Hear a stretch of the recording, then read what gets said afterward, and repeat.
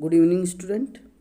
आज हम जो डी ब्लॉक ट्रांजिशन एलिमेंट संक्रमण तत्व नामक जो चैप्टर चल रहा है उनका हम आज इलेक्ट्रॉनिक कॉन्फ़िगरेशन के बारे में बात करते हैं। और आपको ज्ञात है कि जो फर्स्ट सीरीज होती हैं इसको हम प्रथम संक्रमण श्रेणी कहते हैं, फर्स्ट ट्रांजिशन सीरीज। और ये सेकंड ट्रांजिशन सीरीज द्वितीय संक्रमण श्रेणी, और इसको तृतीय संक्रमण श्रेणी, और ये चतुर्थ संक्रमण श्रेणी होती। आज हम वर्तमान की बात करें तो ये जो चौथी संक्रमण श्रेणी है वो कंप्लीट फुलफिल्ड है, ठीक है। और अपनी जो अभी बुक के अंदर ये इसको जो चौथी ट्रांजिशन सीरीज है उसको अपूर्ण बता रखा है, यानी कि ये जो पीरियोडिक टेबल में देखते हैं तो जो सातवां आवर्त होता है वो अपूर्ण होता है, ठीक है। तो ये आपको थोड़ा ध्यान में रखना है। जो फर्स्ट ट्रांजिशन सीरीज है इसमें जो इलेक्ट्रॉन भरे जाते हैं 3D के अंदर भरे जाते हैं, और सेकंड में 4D के अंदर भरे जाते हैं, और थर्ड में 5D के अंदर इलेक्ट्रॉन भरे जाते हैं, और जो फोर्थ ट्रांजिशन सीरीज है इसमें 6D के अंदर इलेक्ट्रॉन भरे जाते हैं। अब हम इनके इलेक्ट्रॉनिक कॉन्फ़िगरेशन किस तरह से ज्ञात करते हैं उनके बारे में बात कर लेते हैं। देखो, आपको यहाँ पर ध्यान रखना है कि सबसे पहले अपन स्केडियम का देख लेते हैं। तो स्केडियम है और इसके जो परमाणु क्रमांक होते हैं वो 21 होते हैं, और जब आप इसका निकालते हो तो आप यहाँ लिखोगे आर्गन, और आर्गन के हो गए 18, ठीक है। और फिर 3D और 4s लिखना है। अब यहाँ पर देखो कि जो 18 इसमें गए तो 2 इसमें भरोगे तो 4s2 हो जाएगा, और 1 इसमें जाएगा, यानी कि यहाँ पर जो फर्स्ट इलेक्ट्रॉन जा रहा है वो 3D1 के अंदर जा रहा है। तो ये स्केडियम का इलेक्ट्रॉनिक कॉन्फ़िगरेशन होता है। यहाँ पर ये जो फर्स्ट ट्रांजिशन सीरीज है इसमें आपको एक ध्यान में रखना है, क्रोमियम और कॉपर।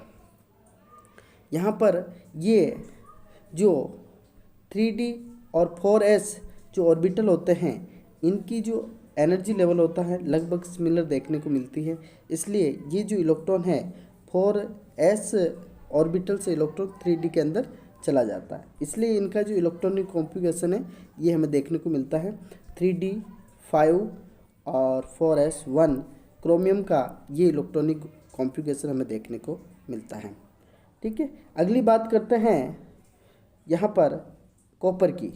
तो कॉपर में भी क्या होता है कि जो 3D और 10 4s1 इलेक्ट्रॉनिक कॉन्फ़िगरेशन देखने को मिलता है, और या फिर यूँ कहें कि कोई भी इलेक्ट्रॉन है जो इलेक्ट्रॉनिक कॉन्फ़िगरेशन रख रहा है तत्व है वो हाफ फील्ड इलेक्ट्रॉनिक कॉन्फ़िगरेशन और जो फुल फील्ड ऑर्बिटल इलेक्ट्रॉनिक जो कॉन्फ़िगरेशन होता है वो ज़्यादा स्टेबल होता है, इस वजह से ये कारण हमें देखने को मिलता है। तो ये दो फर्स्ट ट्रांजिशन सीरीज के अंदर अपवाद होते हैं जो आपको ध्यान में रखना है। इसी तरह से थर्ड के अंदर भी ये बात देखने को मिलती है।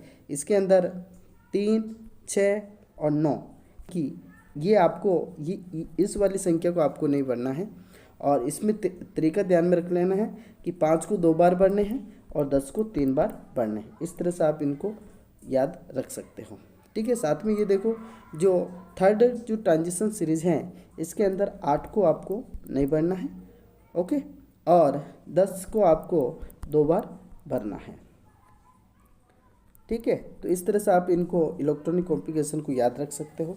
आगे अपन इनके बारे में विस्तार से देखते हैं इनकी इलेक्ट्रॉनिक कॉन्फ़िगरेशन। यहाँ पर कुछ बातें हैं जो आपको ध्यान में रखनी है। अर्धपूरित व पूर्णपूरित जो इलेक्ट्रॉनिक विन्यास रखते हैं वो ज़्यादा स्थायी होते हैं, इसलिए वहाँ पर जो क्रोमियम और साथ में कॉपर का जो इलेक्ट्रॉनिक कॉन्फ़िगरेशन है वो हमें अलग देखने को मिल रहा है, और यानी कि वो ओबो नियम का पालन नहीं कर रहे हैं। और एक बात ये भी कहते हैं कि भी जो 3D और 4s जो ऑर्बिटल है उनका एनर्जी लेवल सेम होने की वजह से ये इलेक्ट्रॉन वितरित हो जाते हैं एक दूसरे के 4s से 3D के अंदर चले जाते हैं, ठीक है। और कौन कौन से जो तत्व हैं जो ओबो नियम का पालन नहीं करते हैं, तो यहाँ पर देखो niobium, molybdenum, ruthenium, rhodium, palladium, silver, platinum और गोल्ड, ये जो तत्व हैं ये ओबो नियम का पालन नहीं करते हैं। आगे क्या कारण है कि ये पालन नहीं करें? तो इनके नाभिकीय इलेक्ट्रॉनिक आकर्षण ज़्यादा देखने को मिलता है, और साथ में परिरक्षण प्रभाव शील्डिंग इफेक्ट भी इसके ऊपर पड़ता है, और अंतर इलेक्ट्रॉनिक प्रतिकर्षण भी इसके ऊपर देखने को मिलता है, और ऊर्जा विनिमय ऊर्जा बल भी, एक्सचेंज एनर्जी फोर्स भी देखने को मिलता है। ये सभी कारण मिलकर इन तत्वों के इलेक्ट्रॉनिक विन्यास का स्थायित्व निर्धारित करते हैं, तथा ये तथ्य तय करते हैं कि इलेक्ट्रॉनिक के जो इलेक्ट्रॉन हैं वो n-1d कक्षा में रहेगा या फिर ns के अंदर रहेगा। ये सारे कौन तय कर रहा है? ये सारे जो 4 फैक्टर हैं उनके ऊपर डिपेंड करता है कि इलेक्ट्रॉन d ऑर्बिटल के अंदर जाएगा या फिर s ऑर्बिटल के अंदर जाएगा। ठीक है, अब यहाँ पर अपन इनका विस्तार से इलेक्ट्रॉनिक कॉन्फ़िगरेशन दे रखा है, और ये वाला अपन ने निकाल रखा है। क्रोमियम है, इनका इलेक्ट्रॉनिक कॉन्फ़िगरेशन देखने को मिलता है, और साथ में यहाँ पर देखो कॉपर का, देखो ये कॉपर है ना, ये कॉपर में क्या है तो 3d10 और 4s1 इनका इलेक्ट्रॉनिक कॉन्फ़िगरेशन देखने को मिलता है। बाकी सेम आता है ना, इसमें कोई चेंजेस देखने को नहीं मिलते। तो दो यहाँ पर जो फर्स्ट ट्रांजिशन सीरीज है उसमें 2 तत्वों को ध्यान में रखना है, एक तो क्रोमियम को और एक कॉपर को आपको ध्यान में रखना है। आगे बात करते हैं अपन, इसको देखो यहाँ पर niobium, molybdenum, ruthenium, rhodium, palladium, silver, ये सारे के सारे क्या है ओपोनियम का पालन नहीं करते हैं। इन सभी का आपको ध्यान में रखना है। यहाँ पर एक ट्रिक लिखी हुई जो आपको ध्यान में रखना है कि जो अपन भर रहे थे ना इलेक्ट्रॉनिक कॉन्फ़िगरेशन, उसमें 3, 6, 9 आपको नहीं भरना है, और 5 को 2 बार भरना है, 10 को 3 बार भरना है। यहाँ पर देखो 10 3 बार भर रखे हैं, तो आप इस तरह से इनको याद रख सकते हो कि भाई सारे के सारे किस में इलेक्ट्रॉन जा रहे हैं, तो 4d के अंदर जा रहे हैं, तो एक बरा ठीक, बाकी का आप इससे के आधार पर बैलेंस कर लो। इसमें 3 नहीं आ रहा देखो, है ना, तो 3 आपको नहीं भरना है, और 6 नहीं भरना है, और 9 नहीं भरना है। इस तरह से आप इनको याद रख सकते हो। तो एक का अपन इट्रियम का निकाल देते हैं। इट्रियम का देखो कि यहाँ पर इसका जो परमाणु क्रमांक होता है 39 होता है, और क्रिप्टॉन 36 होगा, और इसके बाद 4d1 और 5s2 इसका इलेक्ट्रॉनिक कॉन्फ़िगरेशन देखने को मिलता है। इसी तरह से अपन सिल्वर का निकालते हैं, तो सिल्वर और कितने पर है 47 पर, इसका जो परमाणु क्रमांक होता है वो 47 होता है। ठीक है, अब यहाँ पर देखो क्रिप्टॉन लगाना है, तो ये 36 हो गया, और 4d और 10 आएगा, और साथ में 5s1 जैसा कॉपर का था ना वैसा के वैसे ही है, केवल ये n नंबर चेंज हुए। ठीक है, तो इस तरह से आप इनको याद रख सकते हो। और अगली देखते हैं, यहाँ पर देखो ये थर्ड ट्रांजिशन सीरीज जो है उसके बारे में बात करें, ये lanthanum, hafnium, tantalum, tungsten, rhenium, osmium, iridium, platinum, gold और मरकरी। ठीक है, और ये इनके एटॉमिक नंबर लिखे हुए हैं, और ये इनके सिंबल हैं। साथ में यहाँ पर ध्यान में रखो कि 8 इसमें नहीं बढ़ना, बाकी 10 2 बार बढ़ते हैं ना। यहाँ पर देखो डी ऑर्बिटल में है ना, तो 1 और 2 आ रहा है, 3 4 और 5 6, ठीक, और 7 आ रहे हैं, और 8 नहीं आया। ठीक है, 9 भरने हैं, 10 भरने हैं। ठीक, तो आप डी ऑर्बिटल के अंदर ये ध्यान में रखो 8 नहीं भरना, बाकी सारे जितने भी हैं वो भर के और फिर उसको आप इलेक्ट्रॉन को बैलेंस कर सकते हो। इस तरह से आप इनको याद रख सकते हो। ठीक है, अगली जो स्लाइड देखते हैं, ये जो 4th ट्रांजिशन सीरीज है इसमें कोई अपवाद नहीं, आप जिस तरह से जो भर रहे थे वो सेम भरना है। ठीक है, यहाँ पर देखो ये यहाँ पर कोई चेंजेस नहीं देखने को मिल रहा है भाई। जो क्रोमियम था ना, क्रोमियम के अंदर सीबोर्जियम आता है उसी लाइन में। ठीक है, तो यहाँ पर देखो कि ये देखो, ठीक, तो यानी कि उसमें क्या था, ये ऊपर से ये जो 7s से इलेक्ट्रॉन कहाँ जो 4s से इलेक्ट्रॉन 3d के अंदर जा रहा था, इसमें नहीं जा रहा है ना। तो यहाँ पर कोई एक्सेप्शन आपको नहीं देखने को मिलता है। तो ये एज इट इज़ आप याद रख सकते हो और उसके अकॉर्डिंग आप भर सकते हो इलेक्ट्रॉनों को। अगली स्लाइड की बात करते हैं कि परमाणु तथा आयनिक त्रिज्याएं क्या होती हैं। तो जो परमाणु त्रिज्याएं होती हैं वो देखो, सबसे पहले स्केडियम से क्रोमियम तक तो इसकी जो त्रिज्या होती है वो घटती है। कारण क्या होता है कि यहाँ पर जो प्रभावी नाभिकीय आवेश होता है वो बढ़ता है। ठीक है, इस वजह से इसकी साइज घटेगी। और यहाँ पर जो मैग्नीज कि यहाँ आते आते यहाँ पर ये अर्धपूरित विन्यास होने की वजह से यहाँ पर हल्की से हमें इनकी त्रिज्या बढ़ती हुई दिखाई देती है।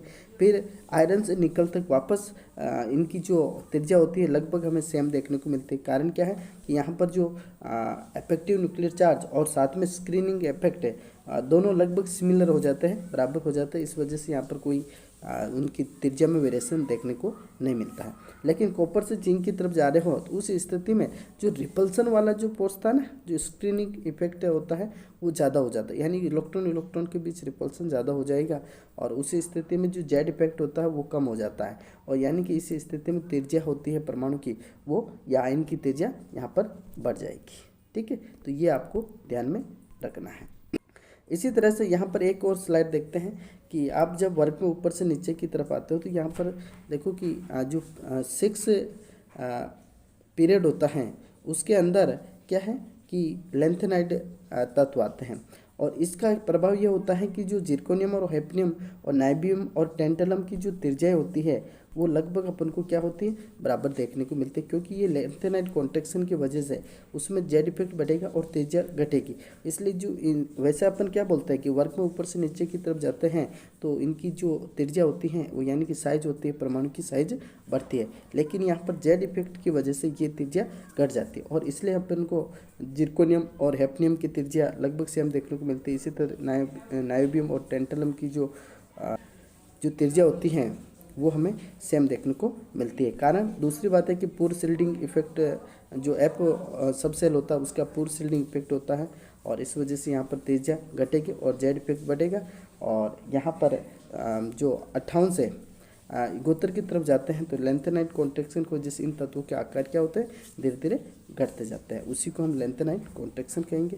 और इसका प्रभाव जिरकोनियम और हैफनियम में देखने को मिलता है और नायोबियम और टेंटलम में भी देखने को मिलता है और इसी स्थिति में इनकी त्रिज्याएं लगभग हमें सेम देखने को मिलती हैं।